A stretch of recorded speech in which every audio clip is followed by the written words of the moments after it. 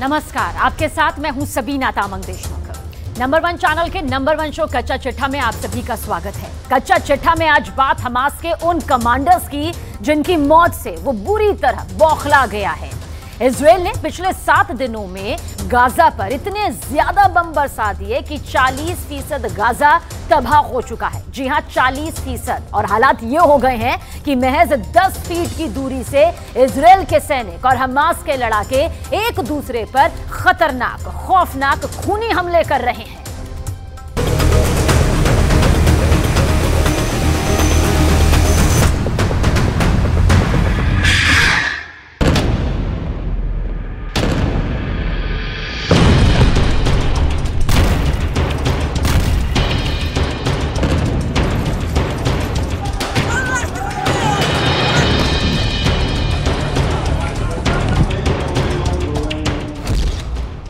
फाड़ दिया कलेजा, 10 फीट की दूरी से जंग। गाजा युद्ध के दूसरे चरण में चल रहे ऑपरेशन ऑल आउट में जंग बहुत ज्यादा खूनी हो चुकी है। ताजा दावों के मुताबिक गाजा पट्टी वेस्ट बैंक में हमास लड़ाके इजरायली सेना पर टूट पड़े हैं, लेकिन हमास के इस आत्मघाती हमलों के चक्कर में उनके टॉप कमांडर और बेहतरीन लड़ाके मारे जा रहे हैं। इधर इजरायल की एयरफोर्स आसमान से पिछले 72 घंटे में 150 फाइटर जेट से 5000 हमले कर चुकी है, जबकि जमीन और समंदर से इजरायल की स्पेशल फोर्स ने हमास के 600 ठिकानों पर पिछले 24 घंटे में हमला किया है।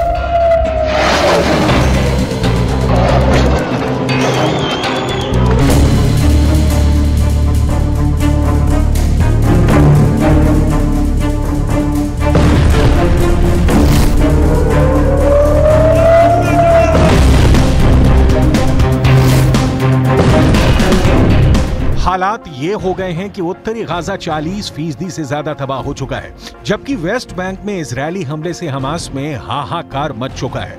मिडिल ईस्ट की मीडिया के मुताबिक उत्तरी गाजा के कई इलाकों में हमास के लड़ाके और इजरायली सेना के बीच सिर्फ 10 फीट की दूरी से जंग हो रही है। इस जंग में जमकर गोलियां, रॉकेट और गोले दागे जा रहे हैं। कलेजा फाड़ इस जंग में पिछले 24 घंटे में हमास के 370 लड़ाके मारे जाने के दावे इजरायल की आईडीएफ कर रही है।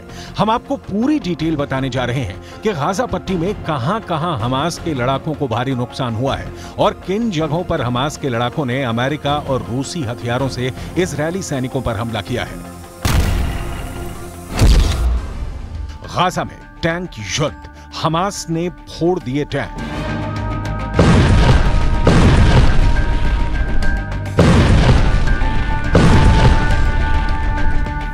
पश्चिमी और मिडिल ईस्ट की मीडिया के कुछ दावों के मुताबिक हमास के लड़ाकों ने इस बार सुरंग में वाकई में भयानक खून खराबे की तैयारी कर रखी है। दावा किया गया है कि सुरंग में मौजूद हमास के उन्हीं स्पेशल लड़ाकों को भेजा गया है जो ये मान चुके हैं कि वो अब कभी जिंदा सुरंग से बाहर नहीं आएंगे। यानी हमास के ऐसे लड़ाके इस वक्त इजरायली सेना पर सुरंगों से हमला कर रहे हैं जो अपनी जान की रत्ती भर परवाह नहीं कर रहे हैं, जबकि जमीन के ऊपर मौजूद इजरायल के आईडीएफ के सैनिक खुद की जान बचाते हुए हमास के एक-एक लड़ाके और कमांडरों की जानें लेने पर तुले हैं।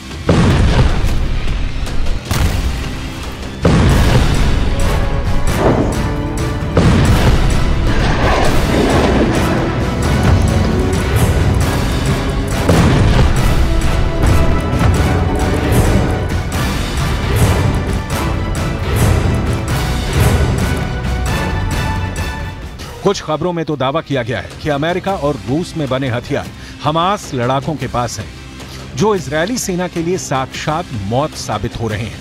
हमास के टॉप कमांडरों ने तो यहां तक दावा कर दिया है कि पुतिन का रूस हमास का सबसे अच्छा हमदर्द और दोस्त है। एसोसिएटेड प्रेस की रिपोर्ट के मुताबिक हमास ने 28 अक्टूबर को ही दावा कर दिया है कि उसकी अल कसम ब्रिगेड ने इजरायली टैंकों को तबाह करके रख दिया है। हमास का दावा है कि वो अब तक जमीनी हमला करने आए इजरायल के 2 टैंकों को तबाह कर चुका है।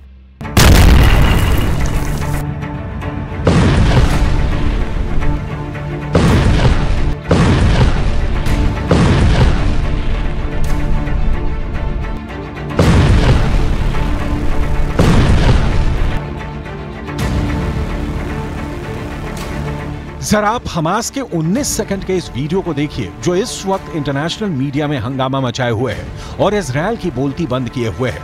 28 अक्टूबर के इस वीडियो में हमास की ईज अल दीन अल कसम ब्रिगेड ने दावा किया है कि उसने इजरायली बख्तरबंद वाहनों के काफिले पर हमला करके उन्हें तबाह कर दिया है।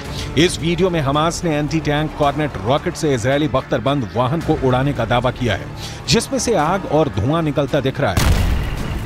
एंटी टैंक कॉर्नेट रॉकेट जैसे ही इजरायली बख्तरबंद वाहन से टकराता है, जोरदार धमाका होता है और इजराइल का बख्तरबंद वाहन बर्बाद हो जाता है। हालांकि इजरायली सेना हमास पर बहुत भारी पड़ रही है और हमास को हर घंटे भारी नुकसान हो रहा है।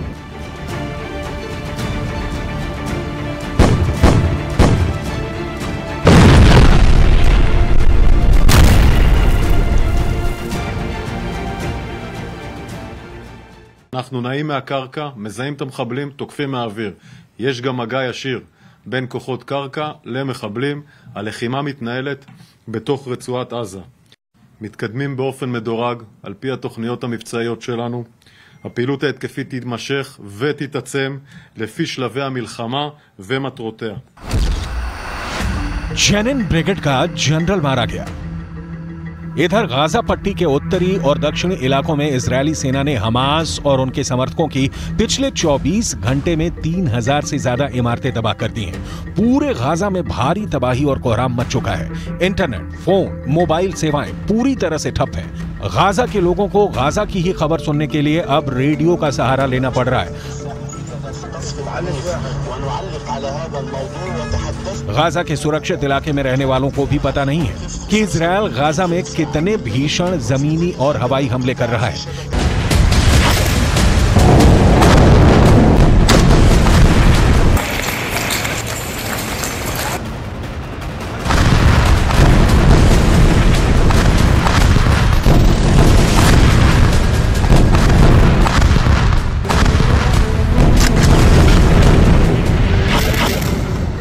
तीन हफ्ते की जंग के बाद इजरायली सेना के टैंक वेस्ट बैंक के जेनिन इलाके में भी घुस चुके हैं। खबर यह भी है कि यहां फिलिस्तीनियों ने टैंकों पर जमकर पत्थरबाजी की है।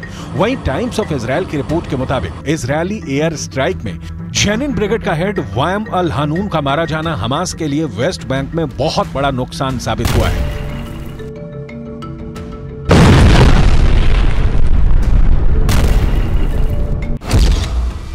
फाड़ दिया कलेजा, 10 फीट की दूरी से जंग।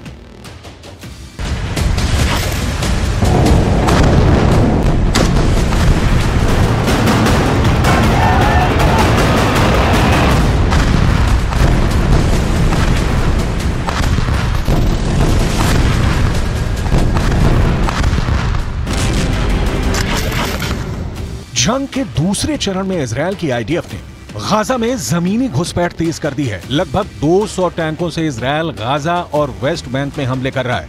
इजरायल डिफेंस फोर्सेस के सैनिकों ने 29 अक्टूबर को गाजा में घुसकर कई हमले किए हैं। हमला करने के बाद इजरायल सेना ने गाजा में इजरायली झंडा भी फहराया है। वहीं दूसरी तरफ आसमान से इजरायल के 150 से ज्यादा लड़ाकू विमानों ने उत्तरी और दक्षिणी गाजा पर पिन पॉइंट हमले किए हैं, जबकि कुछ इलाकों में मौजूद हमास की सुरंगों के सफाई के लिए फाइटर जेट से कॉर्पेट बॉम्बिंग की जा रही है। 30,000 इमारतें तबाह, गाजा में सब मरेंगे। 3 हफ्ते से ज्यादा की जंग में गाजा पट्टी और वेस्ट बैंक में इजरायल ने फिलिस्तीनियों, हमास और उनके समर्थकों की 30,000 से ज्यादा इमारतें तबाह कर डाली हैं। हवाई हमले के बाद जमीन पर मची चीख पुकार को देखकर यमराज तक का कलेजा कांप जाएगा। हालात बद से बदतर हो चुके हैं। मलबों के ढेर में लोग अपने जिंदा बचे लोगों को बचाने की कोशिश में जुटे हुए हैं।